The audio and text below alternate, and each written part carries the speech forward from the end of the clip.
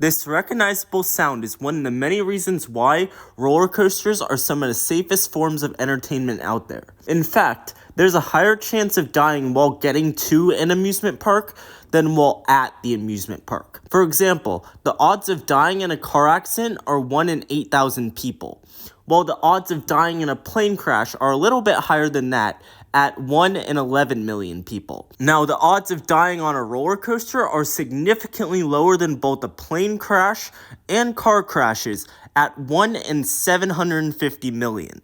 So that's a pretty low number. So that means you are pretty darn safe on a roller coaster. So in this video, I'll explain all the features on modern day roller coasters that lead to them being some of the safest forms of entertainment out there. Let's get started. The device that makes the all too familiar clicking sound heard while climbing a coaster's lift hill is known as the Anti-Rollback Device. The Anti-Rollback Device features a metal bar underneath the train that contacts grooves next to the lift chain. If the lift chain were supposedly to snap, the train would slightly roll back, and the anti-rollback device would contact the grooves next to the lift chain, which would stop it from rolling back the entire lift hill. Have you ever wondered why roller coaster trains rarely collide into one another? This is because of a complex system of block zones. A block zone is any piece of track that can fully stop a train when the block zone ahead is still occupied. The block zones in any roller coaster typically include the station, lift hill, and any brake runs. You also might have noticed that many roller coasters will often have brake runs in the middle of the ride. These are known as mid-course brake runs, and the main goal of these is to allow more trains to cycle the track at once. On most roller coasters, you just glide through these without even slowing down. While on other coasters, specifically rides like Titan at Six Flags Over Texas, and Goliath at Six Flags Magic Mountain, along with the 2 Flight of Fear coasters, these rides will often come to a full and complete stop, which on these coasters, it's designed to limit the excessive G-forces that these rides may pull. Now, there are also other brakes on a ride that are designed to reduce speed and G-forces. These are known as trim brakes, and they're mostly a nuisance on most roller coasters, but on some roller coasters, they can really kill the rest of the ride. Now, trim brakes are necessary on many coasters, like for example, Intimidator 305 to help reduce G-forces. These are the many reasons why trim brakes and block brakes are necessary for rides to be safe for all riders. Have you ever wondered why roller coaster trains rarely fall off the track? That's because of a complex setup of wheels. Now, every coaster operating since 1920 will feature 3 different types of wheels. You first up have the road wheels, which guide the trains along the track. And then you have the side friction wheels, which keep the train from falling off the track on turns. And then you have the upstop wheels, which keep the train from falling off the track during moments of negative G-forces, otherwise known as airtime.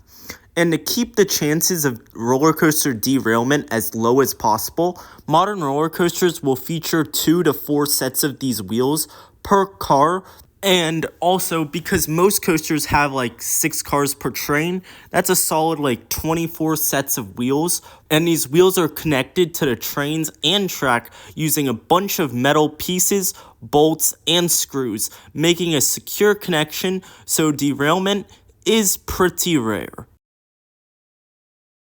Now, one type of coaster I have yet to talk about in this video is launch coasters. And because launch coasters often feature large elements after their launches to help bleed off speed, this can occasionally cause a rollback. Now, rollbacks can be caused by several factors, including wind gusts and the launch not actually launching the train to its max speed, but there are many measures in place to prevent rollbacks. For example, on magnetic launch coasters, the launches can also act as brakes, as seen with rides such as Tigris at Busch Gardens Tampa. And what happens with this is the magnetic repulsion that actually launches the train is used in reverse to end up braking the train. And then now other types of launch coasters, including hydraulic launch coasters and compressed air launch coasters have different ways of stopping the train if a rollback is necessary. And on these coasters, what happens is, after the ride launches, a set of magnetic brakes are raised, so if the train doesn't launch to its max speed, or a gust of wind just blows in and the ride ends up rolling back, it will safely be stopped by those magnetic brakes. Have you ever wondered why you can't fall out of your seat on a roller coaster mid-ride? Well, that's because of a complex series of coaster restraints. Now, roller coaster restraints fall into two categories, that being ratcheting restraints and hydraulic restraints. Now, ratcheting restraints use a rack and pin setup where a pin falls into different divots on a rack while the restraint is pulled down. Because there's different divots that the pin falls into, ratcheting restraints often will have a little bit of give on most riders, and therefore still being very safe, but not being as safe as hydraulic restraints. As hydraulic restraints use hydraulic cylinders and hydraulic fluid to lower the restraints, and therefore can produce a snug and secure fit on all riders. Now, the reason why you can't fall out of your seat mid-ride on roller coasters is because on most roller coasters, the ride operator is the only one who can unlock the restraints, and on most coasters, they can also only be unlocked while in the station. So even without a redundant seatbelt, you're still very safe on a roller coaster.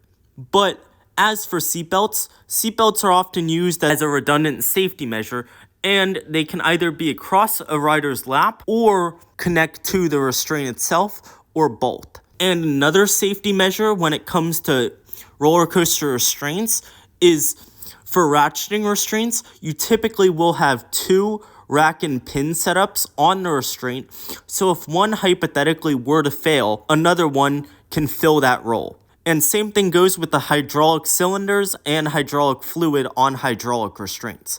There's typically two per restraint, so if one fails, the other can fill in for that role, making roller coaster restraints extremely safe.